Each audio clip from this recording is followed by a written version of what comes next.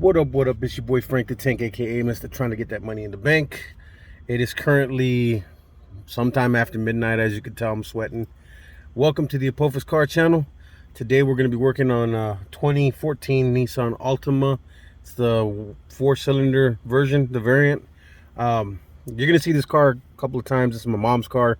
So basically for Mother's Day, I didn't get to do anything for my mom. I wasn't really feeling good. You know, I was sick and everything. So I didn't do what I would have done, and because I've been out of work and I'm just doing content videos and I'm also writing a book, it's been one of those things where I've been a little scatterbrained. I do have other cars that I'm working on, and those videos will be coming soon. Tomorrow I'm actually going to be revisiting the 2011 Chevy Cruze. So if you're interested in how that head job is going so far, we already got the head back from the mechanic shop, from the machinist I should say. It's already been taken care of, plain clean. It looks good and it's ready to rock and roll. We're waiting on a few other parts that are supposed to be coming in the mail. So stick with me. If you want to see that video, just go ahead and follow the link, you know, to the Apophis Car Channel, and you'll see exactly which one is which. So like I said, today we're working on the 2014 Nissan Altima. My mom's car is not the newest, it's not the best, but it is pretty. We just put some new tires on it. My dad's car is the best. If you're in San Antonio and you're looking for some good tires, a good place to go get tires, I highly recommend you stop by CD's Tire Shop on West Avenue here in San Antonio, Texas. Talk to Junior. That's my friend. He is an awesome dude. He will straight up help you in any situation. He is a very good guy. He's not one of those guys like these other tire shops that'll charge you like $30 for a tire plug nowadays. He will do you good. And if you're ever in San Antonio and you have a flat, definitely go check out my boy Junior, okay? He will help you out. Now today, I have a very special guest. My boy, Richard. And I also found some magnet dust in the magnet. Yeah. Which I did let me have it. Yeah. So he's here with me. We're doing some... So this is the plan. Right now I'm working on the interior. So as y'all know, I do custom lights and stuff like that. I do custom installs for LEDs. Hold on, baby. I do custom LEDs. So my mom, she's got an infatuation with the color blue, which I love myself. I had my blue lights inside my car, but I painted my car stuff red. Yeah. Wasn't really thinking that one through. So my mom ended up saying that she wants me to do her car blue. So I was like, okay, cool. So I ordered a set of red LED lights. I just switched them out a little while ago. So my Nissan Maxima is now running with red lights on the interior, and they look sick. It looks sick, like dope. Sorry, wife was throwing down some information about my daughter. She's asleep upstairs. So what we're doing is we're working on this car. We're getting all the bezels out because I got to wire up the blue lights that I had in my car are going to go in my mom's car. So she's going to have blue interior LED lights, and you're going to follow along and come with us so that way I can show you exactly what to do. Getting into the car, obviously you have your center console. You have everything else. I know I kind of jumped ahead. The shifter knob is actually held in by a little pin screw. Where is it? Here we go. So here's your shifter knob. See that button on the side? That's for your overdrive. It has just a little electronic connection right there that plugs in and mates right up to that one down there. And that gives this button the ability to be used. In order to get it off, you have to slide down the plastic just enough to get that little clip right there out. You can fish it out with a hook. In my case, I used a multi-tool and it did just the same thing. Oh my God. Make sure you do not lose this piece. You're going to need it to re-secure the shifter. So once the shifter's off, just slides out. You can shift it back into neutral. In order to get the top piece off, well, actually to get all of this stuff off, which you're going to have to do, well, since we're not really taking out the center console, it is possible. You can do it, and it's pretty much the same steps, but we're just going to do the light version of it. So right now, sorry, all right, so the lights are on.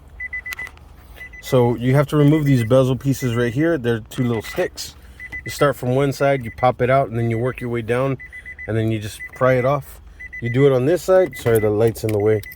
So you do it on that side as well. You're gonna have to pop this down out of the way so that way you can remove that.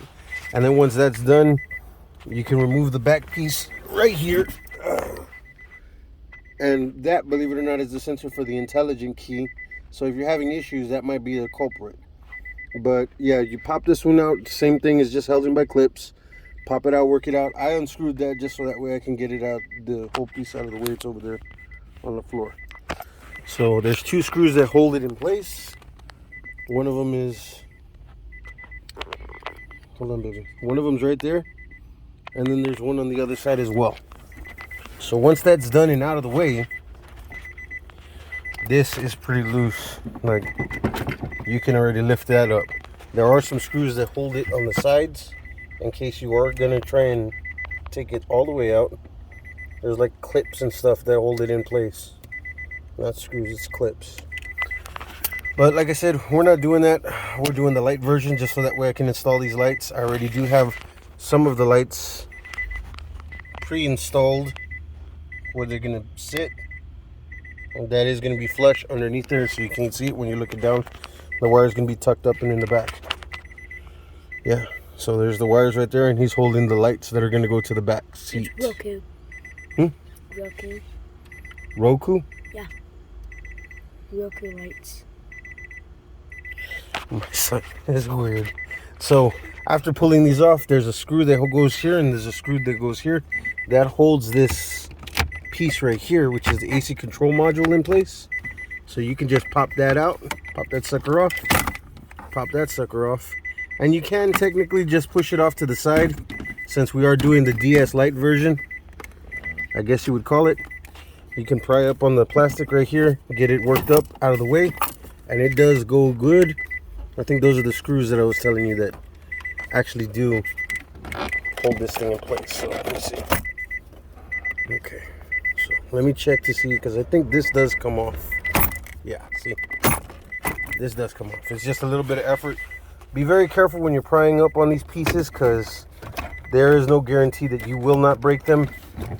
You got to make sure that you're ready to know when to hold them and know when to fold them. Alright, so there is a light switch right here. This is actually the light switch that we're going to plug into to get power to these lights. So stand by and let me get this disconnected real quick. Okay, it's already recording, baby. Alright, so after routing everything that I had to route, I was able to route the wires underneath every which way, the way I need to go. Like I said, this is the wire that I'm actually going to plug into. So let me give you a little test of how it looks. So this is just temporary. I will finish this wiring up for right now. That's how it looks. There's blue lights in the back. Yeah, show them in the video. So this is how the blue lights are gonna look In front, and then look in the back. You need to show them. You need to show them slower than that. You're just like waving the camera around. So show them how it looks. Look at this, beautiful. My dad is smart. And I did adjust it to the dimmer switch. I don't know where my mom's dimmer switch is.